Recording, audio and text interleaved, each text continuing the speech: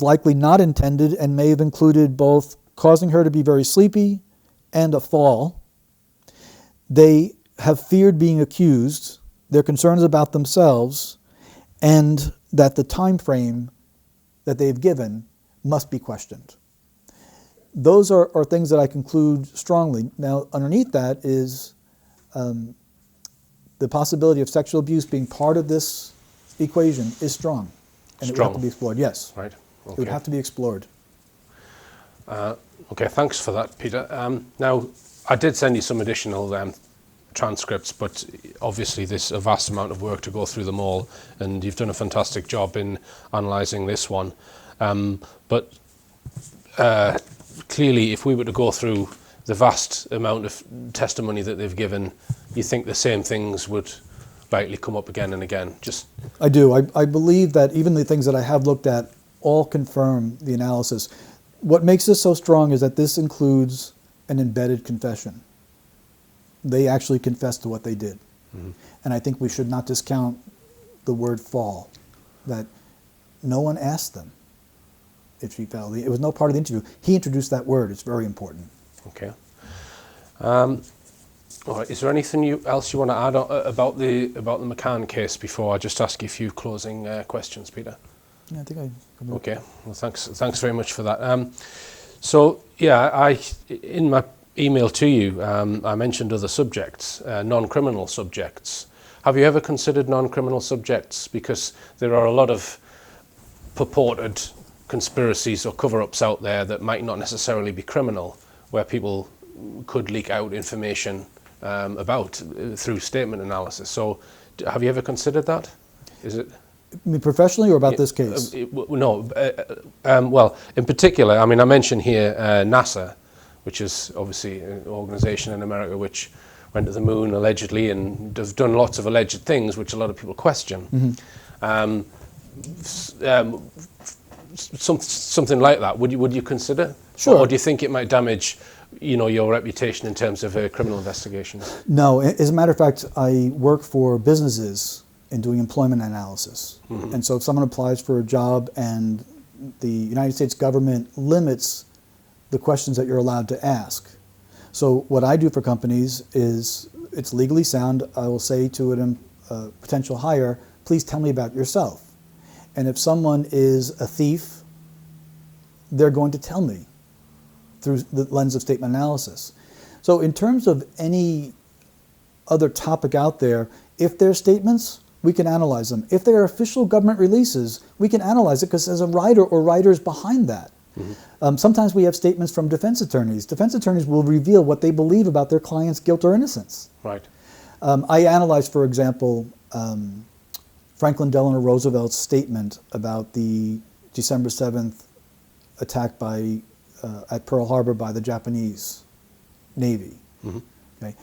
And he is deceptive about it being a surprise. Right. He wasn't truthful. Really?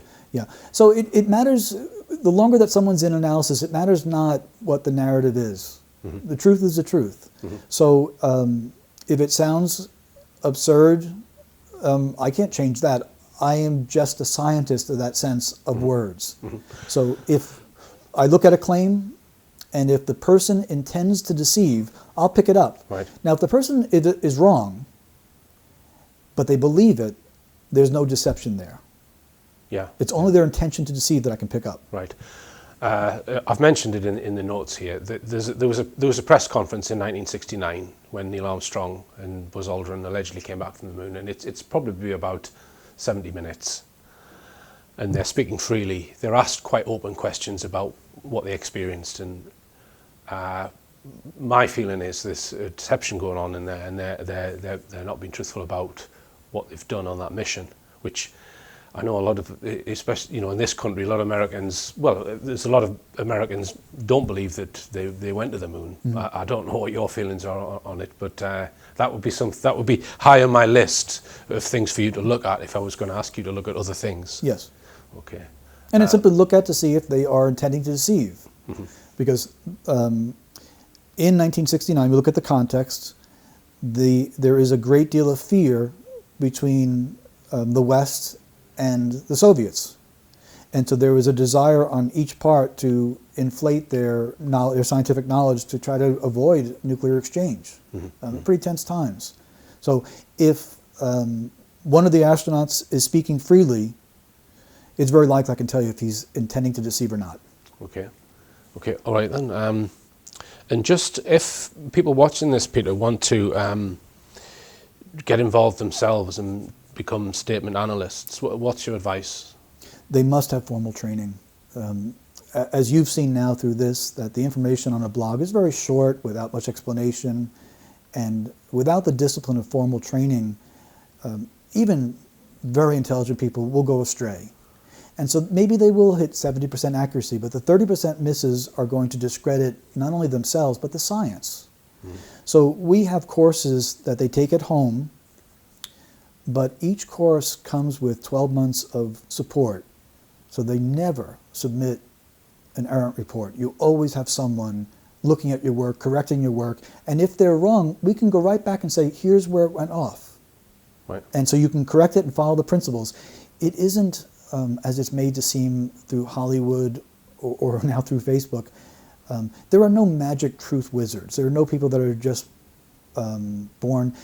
And Dr. Paul Ekman had studied the micro expressions of people to show how they reveal their emotions by slowing down the video frame by frame. And what that led to was lots of people taking this training of trying to spot that. It doesn't translate into any success in investigations. If you asked me, as a matter of public record, Peter, your conclusion that the McCanns are showing guilty knowledge in the death of Madeleine, how sure are you of that? I am able to answer that knowing that my career is looked at and say, I'm certain. Okay. All right, and Peter, well, I'd just like to thank you very much indeed, and it's been a pleasure to have met you. Thank you. Thank you.